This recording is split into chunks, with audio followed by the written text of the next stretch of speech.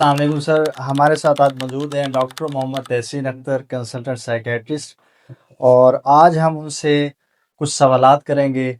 और सर कैसे हैं, ठीक हैं आप? जी, बिल्कुल ठीक। Thank you so much Aamir साहब। सर, सबसे पहले जो पहला सवाल है, इंसान की सोच और जज्बात का आपस में क्या ताल्लुक है? जी, बिल्कुल, बहुत अहम क्वेश्चन है कि इंसान की जो सोच है और जो इमोशंस हैं, इनका आपस में लिंक क्या है? तो जो इंसान की जो सोच है, बाकी जितने भी रहते हैं ह्यूमन्स के अलावा, बाकी मखलूक़ात, लेकिन इंसान यूनिक है। इस लिहाज से यूनिक है कि इंसान की जो सोच है, वो डायरेक्टली अफ़ेक्ट करती है इंसान के इमोशंस को। यानी कि अगर इंसान अच्छा सोच रहा है, तो उसके इमोशन भी वैसे बनेंगे। इंसान मनफी सोच रहा है, इमोशन वैसे बनेंगे। इस वजह से इंसान की जो सोच है और जो इमोशन है, उनका आपस में डायरेक्ट लिंक है। और अगर कोई इंसान उदास है, तो ज़रूर कहीं ना कहीं सोच में नेगेटिविटी है। लेकिन इंसान एंशियस है, खौफ कर रहा है और वो फेयरफुल है, कहीं ना कहीं उसकी सोच में कोई नेगेटिव ट्रॉमा के बाद नेगेटिव सोच पैदा हुई है, जिसे कहते हैं कि मुझे कुछ हो ना जाए, इनसिक्योर सोच, तभी वो ऐसा सोच रहा है। इसलिए इंसान बहुत सारी और चीज़ें हैं।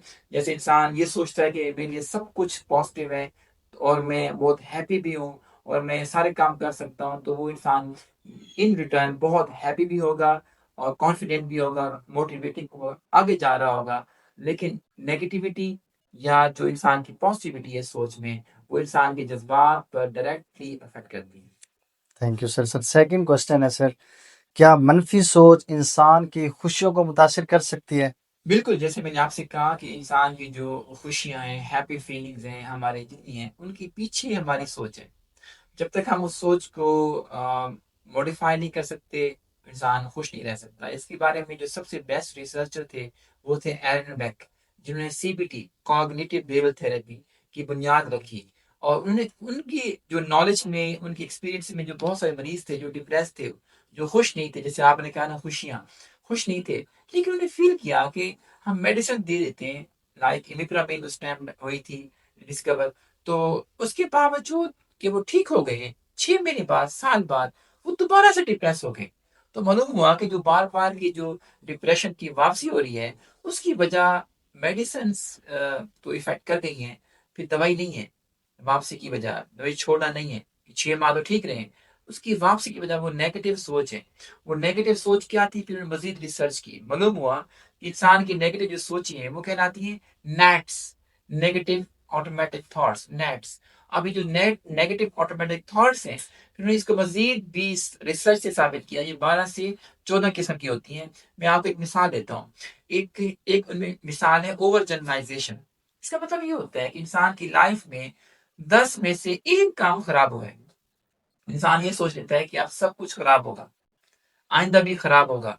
यानी कि एक बच्चा है, उसने पेपर दिए, एग्जाम दिए, उस एग्जाम में उसने 10 सवाल अटेम्प्ट किए हैं, एक सवाल खराब हुआ। अब उस एक सवाल की खराबी की वजह से वो ये समझता है कि मेरा सारा पेपर खराब हो गया। इसे कहते हैं ओवर जनरलाइजेशन, कि आप एक बैड इवेंट को पूरी, आप सर्कल पे, पूरी लाइफ पे इसको अप्लाई कर देते हैं। आप समझते हैं कि सब कुछ बुरी बुरी हुई है और आइंदा बुरी होगी। तो एक मिसाल है। एक और मिसाल है नेट्स की, कि पर्सनलाइजेशन। इसमें ये होता है कि इंसान जो कुछ भी सराउंडिंग में हो रहा होता है, जो कुछ भी हो रहा है, चाहे मदर परेशान है, फादर परेशान है, या कुछ भी हो रहा है आसपास, वो बच्चा या कोई भी इंसान ये समझता है कि सब कुछ मेरी वजह से। तो इसे कहते हैं पर्सनलाइजेशन, कि every bad consequences in the surrounding को का जो खुद को जिम्मेदार समझना। तो इंसान फिर गिल्ट में रहेगा, अफसोस करेगा, उदास हो जाएगा। इस तरह की बहुत सारी जो नेट्स हैं, और जब तक हम उनको नहीं कैच करते, तब तक हम उसको मॉडिफाई नहीं कर सकते। जब तक हम इसे मॉडिफाई नहीं करते, इंसान खुश ही नहीं रह सकता।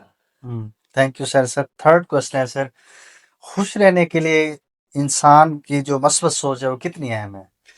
डेफिनेटली मस्बत सोच जो है, इसमें दो हमारे पास सोच है।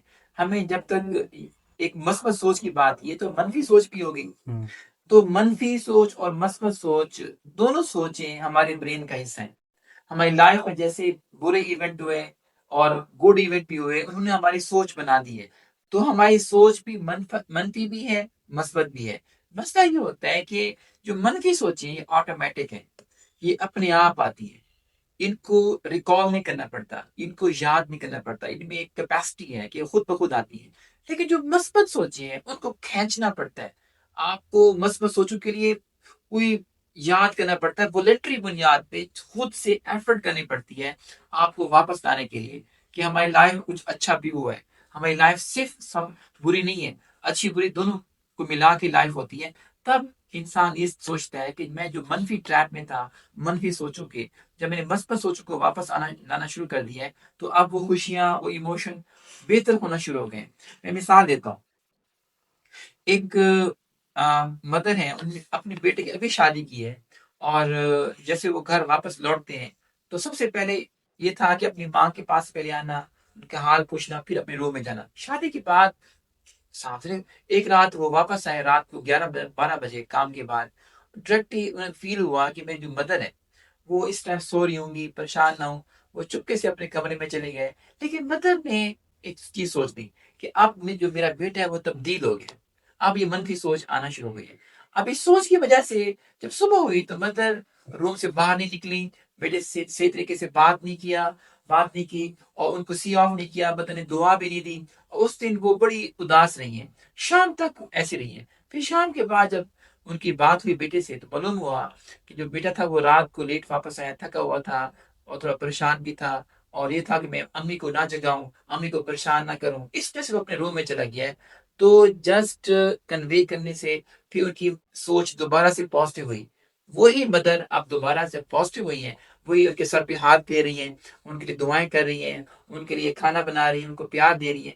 तो यही जो सोच है, अगर हमारी नेगेटिव हो, हम नेगेटिव सोच की वजह से उदास भी होंगे, हमारा बिहेवियर अवॉइडेंट होगा, हम हमारे बिहेवियर में अग्रेशन आएगा। यही सोच अगर पॉजिटिव हो जाती है तो फिर क्या होता है, हर चीज रिवर्स हो जाती है। Thank you sir. Last question है सर मेरा सर, क्या हर इंसान अपनी सोच को बदल सकता है? देखिए, जैसे मैंने अभी कहा कि नेगेटिव सोच तो ऑटोमेटिक है, पॉजिटिव सोच को खींचना पड़ता है, लाना पड़ता है, किसी की हेल्प लेनी पड़ती है। सम टाइम आप नेगेटिव सोचों में इतने घिरे होते हैं कि आपकी जो कोर बिलीफ है, अंदर जो दिमाग की मेन सोच है, वो एक बड़ी सोच कि जी जिस तरह मैं अनलव्ड हूँ, लोग मेरी केयर नहीं करते, बस हर चीज खत्म हो गई है, हर चीज, वो एक फुल स्टॉप लगा लेते हैं नेगेटिव। फिर चाहे पॉजिटिव इवेंट्स होती भी रहे, वो सोच चेंज नहीं होती। ऐसी सूरत हाल में ऐसे पर्सन को जरूर साइकोलॉजिस्ट से, साइकेट्रिस्ट से बात करनी है, ताकि अपने इस कोर बिलीफ को भी मॉडिफाई करें और अपनी पॉजिटिव सोच को वापस लाने में किसी की हेल्प लें। और इसके अलावा अगर तो इंसान की जो पॉजिटिव सोच, वो खुद से भी एफर्ट कर सकते हैं और अपनी ही एफर्ट करनी होती है। उसमें से भी एक काम करना शुरू कर दें कि उसमें एक ऐसा ग्रेटिट्यूड एंड कंटेंटमेंट। इंसान की लाइफ में अगर बुरे इवेंट हो रहे हैं तो ये लाइफ एक एक एस्पेक्ट है। लाइफ इससे कंप्लीट इसका व्यू आ नहीं सकता। होलिस्टिक व्यू ये है लाइफ का कि इंसान की लाइफ में नेगेटिव इवेंट भी है, पॉजिटिव भी है, इन दोनों को मिला के लाइफ बनती है। तब इसी व्यू के साथ जब इंसान खुद को एनालाइज करता है तो वो देखता है कि यस, मेरी लाइफ में बैड इवेंट्स भी हुए और गुड इवेंट्स भी हुए। तब इंसान अपनी लाइफ, अपनी सोच को न्यूट्रलाइज कर लेता है, वापस लाता है, और कम से कम जो नेगेटिव सोचें थी वो पॉजिटिव सोचों के आने के बाद न्यूट्रलाइज हो जाती हैं। फिर उसके बाद इंसान ये सोचता है कि मुझे किस एटीट्यूड के साथ आगे जाना है मुस्तकबिल में। अगर ये सोचता है कि अगर मैं यही नेगेटिव सोचों को होल्ड करूं, होल्डिंग ऑल नेगेटिव थॉट्स, तो कॉन्सिक्वेंसेस क्या आएंगे। अगर मैं पॉजिटिव सोच सोच लूं तो कॉन्सिक्वेंसेस क्या आएंगे। तो जब इंसान अपने आप को इसी कॉस्ट एंड बेनिफिट एनालिसिस से गुजारता है आमिर साहब, तो इंसान ये देखता है कि बहुत सारा उसकी लाइफ में चेंज आता है। वो फिर पॉजिटिव साइड को अडॉप्ट करता है, क्योंकि पॉजिटिव साइड कंस्ट्रक्टिव है, मोटिवेटिंग है, प्रोग्रेसिव है। नेगेटिव सोच उसको स्टक करती है, लाइफ इज एवर चेंजिंग, उस चेंजिंग वर्ल्ड में उसको स्टॉप कर देती है।